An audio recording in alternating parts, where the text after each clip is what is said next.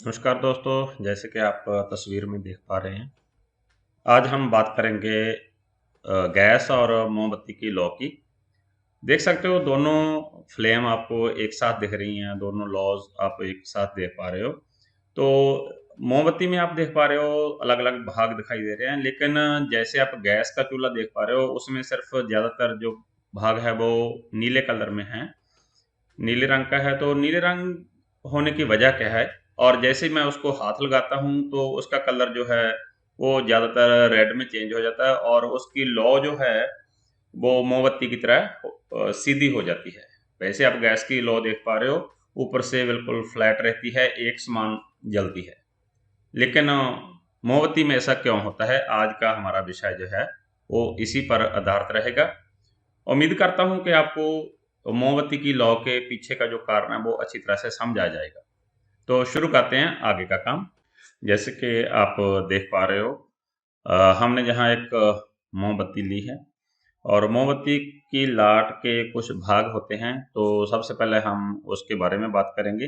तो जहाँ पे मैं इस लौ को एक जगह पे पॉज़ करके उसके अलग-अलग भाग आपको दिखाने वाला हूँ। आप देखिए इस लॉ के इर्द-गिर्द कुछ इनविजिबल सा है, जिसे हम ब्लू फ्लेम कहते हैं। तो अब इसके जो सभी भाग हैं उनको देखिए। जैसे कि आप देख पा रहे हो, ब्लू ज़ोन है जो जो लॉ के चारों तरफ है। इसी तरह yellow zone, red zone and black zone है। अलग-अलग मैंने उसको मार्क किया है और इनका जो तापमान है वो भी अलग-अलग है। तो अभी मैं बताना चाहता हूँ आपको कि उनका जो तापमान है वो कैसा-कैसा है। देख पा रहे हो ब्लू जो है वो पूरी तरह से ऑल अराउंड है, तो हॉटेस्ट ज़ोन होती है। सेकंडली जो रेड होता है वो मॉडरेटली थोड़ा-सा कम गर्म होता है, येलो उससे कम गर्म होता है, लेकिन जो ब्लैक पार्ट है वो अभी-अभी गर्म होना स्टार्ट होता है। तो ये रहे भाग उसके। तो अब चलते हैं हमारे अगले एक्सपेरिमेंट की ओर। उसमें क्या है कि हम इस मोमबत्ती की हेल्प से, इस मोमबत्ती की मदद से एक और मोमबत्ती जलाएँगे जो इससे ज़्यादा बड़ी है, मोटी है और उसका जो लौ है वो इससे ज़्यादा बड़ा बनेगा। तो पहले तो आप इसके भागों को अच्छी तरह से ध्यान में रख लें, कौन से भाग कहाँ पे थे, जैसे हमने पीछे आपको दिखाया। तो अब इसी मोमबत्ती की बातों करते हुए हम और एक मोमबत्ती जलाएँगे, वो इससे जो पहली मोमबत्ती आपने देखी उससे बड़ी है, मोटी है। तो जितनी मोटी मोमबत्ती रहेगी, जितना उसका मोटा धागा रहेगा, तो उससे जो है फ्लेम ज़्यादा बड़ी बनेगी। और साथ में आप देख पा रहे हो, मैं आपको एक दिखाने जा रहा हूँ जाली। ये जो जाली आप देख पा रहे हो, ये बड़े काम की चीज़ है। आप लौ की ओर भी ध्यान रखें। तो लौ और बड़ी हो रही है, जैसे-जैसे मोम पिघलती जाएगी, लौ बड़ी होती जाएगी, धागा ज़्यादा बड़ा बाहर निकलेगा। अब जाली का क्या करेंगे हम?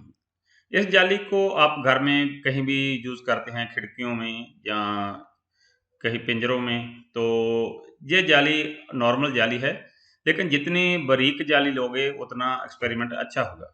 तो अब करना क्या है, इसको लौ के ऊपर इसे ले जाना है और ऊपर से देखना है उसको कि आपको लौ के अंदर का भाग खाली दिखाई देगा। आप देख पा रहे हो, थोड़ी हवा चल रही है। तो लौ के बीच में देखो, आपको जो उसका धागा है वो पूरी तरह से स्पष्ट दिख रहा है। वो इसलिए कि लौ के अंदर का भाग जो है अभी गर्म होना स्टार्ट हुआ है, उसी की वजह से आपको काला और पीला भाग जो है दिखाई देते हैं। क्योंकि उसमें अभी जो मोम पिघल रहा है वो जला नहीं है और उसको जलने के लिए चाहिए ऑक्सीजन, हवा। तो हवा उसको तभी मिलेगी जब वो बाहर की तरफ आएगा। तो इसलिए बाहर की तरफ जब पूरी तरह से जल जाता है तो वहाँ का भाग जो है नीला हो जाता है। तो आप फिर ध्यान से देखें, आपको जहाँ से धागा जो है स्पष्ट दिखेगा। आप कोई भी जाली लेके इसको अपने घर में भी कर सकते हैं। तो ये खाली क्यों रहता है? ये खाली रहने की वजह है हवा का ना मिल पाना। सॉरी, थोड़ी-सी कैमरा हाथ में पकड़े होने की वजह से साइड पे चला जाता है।